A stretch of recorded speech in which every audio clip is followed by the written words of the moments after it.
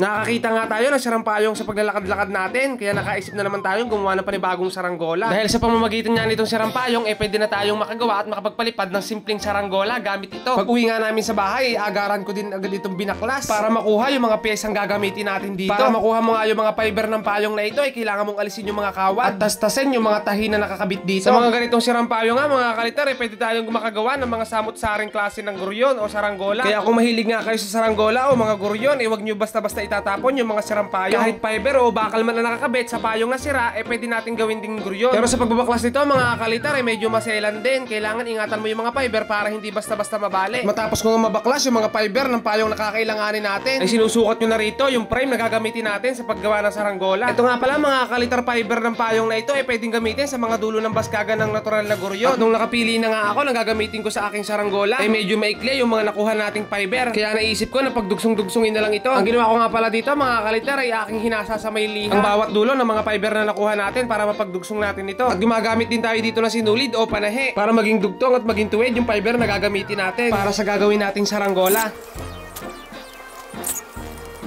Dito nga matapos kong balutan ng sinulid yung ating fiber, ilalagyan naman natin ito ng pampatigas. Lalagyan nga natin ito ng shoe glue para mas tumibay at maging matigas yung pagkakatali natin. Kung hindi nga natin ito lalagyan ng shoe glue, maaari itong mabali sa itaas kapag lumipad na yung saranggolang gagawin natin. Ito nga pala yung gagamitin natin pabalat. Isang tela na ginagawang kurtina na hindi na namin gagamitin, kaya gagawin na lang natin saranggola. Ang plano ko talaga nung umpisa, ang gagamitin natin pabalat dito ay yung parte pa rin ng payong o yung tela ng payong, kaso medyo gato na yung tela niya at medyo maliit pa, kaya ito na lang yung gagamitin natin. Kung magtatastas nga kayo o maghihiwa ng tela, mas maganda gamitin yung panghina o soldering iron, kaso wala tayo nun, kaya ito na lang kutsilyo yung ginamit natin. Sa frame nga na ginagawa natin, nila ko lang yung bawat dulo at tinalian ko para magsama-sama at hindi tayo masabihan ng kuya natanggal. Sa pagkakapit nga natin ng ganitong tela, hindi pwede tayong gumamit ng katul. Ang maaari lang natin gamitin dito ay panahe. Pwede natin tahiin at ang pinakamaganda dito talaga ay rugby. Nilagyan ko rin nga pala ito nitong suksukan ng ating gagawing brace para matupi natin yung saranggola kapag tapos na natin gamitin. Ito kasing ginagawa nating saranggola ay ditupi para madali na rin niyang itago o itupi yung ating saranggola kapag tapos na yung season at mapakinabangan pa sa bawat darating na season ng saranggola. Dito nga inabot na tayo ng gabi sa pagkakapit natin ng pabalat. Nagpasama kasi ang misis ko papuntang bayan kaya hindi agad natin natapos ito. Saka kung rugby talaga yung gagamitin mo, medyo may katagalan ito. Mag-aantay ka pa kasi ng ilang minuto bago matuyo para maikapit natin yung pabalat. Tapos kung ikapit yung pabalat, itunupi lang natin ito sa may gitna. At tinabasan ko na nga rin pala yung ilalim nito para makuha ko yung gusto kong korte ng gagawin nating saranggola. Sa pagkakabit nga pala ng frame mga kalitar, hindi ko na na-video o hindi ko na naipakita sa inyo kung paano natin ikinabit ito. Pero ito yung kinalabasan ng saranggola natin nung natapos natin. Saka ko na lang ipapakita sa inyo at ituturo kung paano ito binuo kapag paliliparin na natin.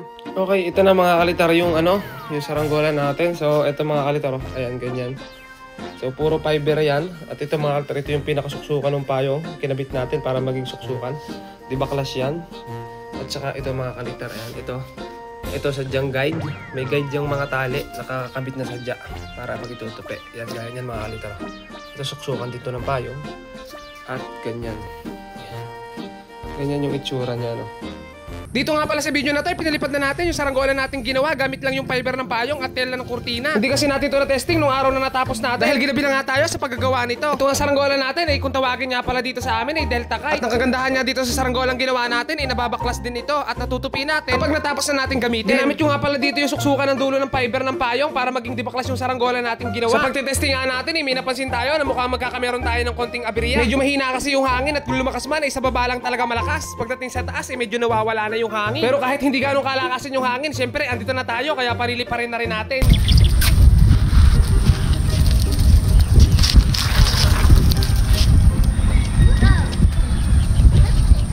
Sa puntungang ito ay napataas na natin at napalipad yung saranggola nating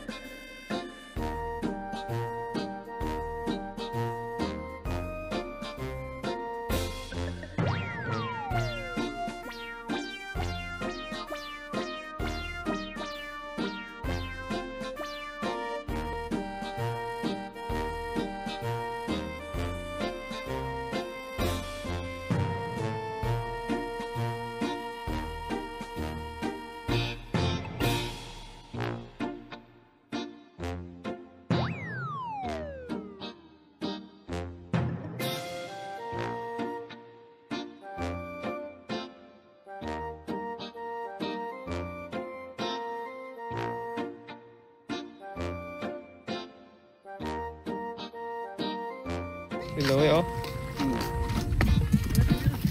Madalag pa rin ano? Dalag, tsaka igat. Paigat, ilang igat? Daming igat. Hindi kami nakarami na sa inyo sa niyong likod. Na kami nakadali.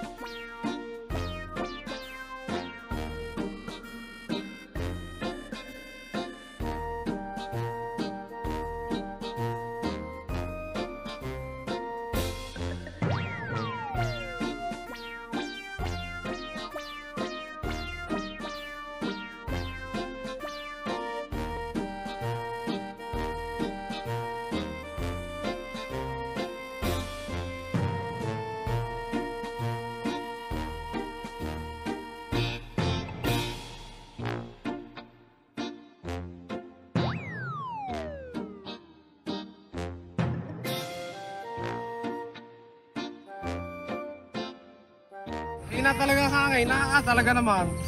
Putik ang inaabutan. Nabunot, ano, isusumamit.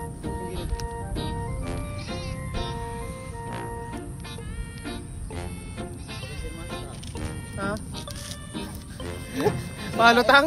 Palutang-lutang lang mga karita rin papagaya natin. Nag-aano lang sa hangin.